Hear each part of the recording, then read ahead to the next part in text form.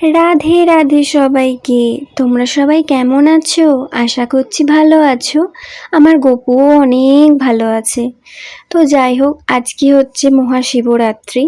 তো সেই জন্য ভাবলাম গপুকে একটু সুন্দর করে রেডি করানো যাক। প্রথমে আমি ওর সিংহাসনটা মানে বসার জায়গাটা একটু সুন্দর করে সাজিয়ে নিয়েছিলাম।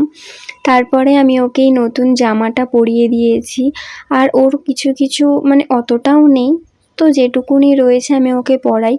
ওর সমস্ত হার ব্রেসলেট সমস্ত কিছু পরিয়ে নিয়েছিলাম। সবার শেষে আমি এই মুকুটটা ওকে পরিয়েছিলাম। এত সুন্দর লাগছে, চোখে সরানো যাচ্ছে না, তাই না? আর জানো তো, এই জামাটা, তারপরে হচ্ছে বালিশগুলো, বিছানার চাদরটা, সমস্ত কিছুই আমি ইউটিউবের একটা দিদির কাছ থেকে নিয়েছিলাম।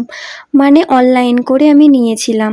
খুব সুন্দর, ওই দিদিটার হাতের কাজ এত সুন্দর যে তোমাদের কি বলবো আমি, সেটা তোমরা দেখেই বুঝতে পারছো আশা করি। আর যদি তোমাদের কারোর গোপুসোনার জামা বা এই রকম সমস্ত কিছু পছন্দ হয় তো আমাকে তোমরা জানিও, আমি ওই দিদিটার ফোন নাম্বার তোমাদেরকে দিয়ে দেব।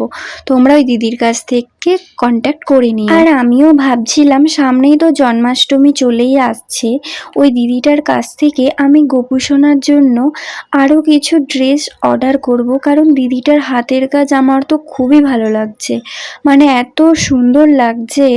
আর গোপুসোনাকে তো পরানোর পরে যেন চোখই সরানো যাচ্ছে না, খুবই সুন্দর। আমি শিবরাত্রির পুজো দিতে যাব বলে গোপুসোনাকে খাবার খাইয়ে নিয়েছিলাম, তারপরে ওকে একটুখানি আদর করে নিচ্ছিলাম। তো যাই হোক, ভিডিওটা তোমাদের কীরকম লাগলো তোমরা আমাকে প্লিজ কমেন্ট করে জানিও। যদি তোমাদের ভালো লাগে একটা লাইক করে দিও। রাধে রাধে।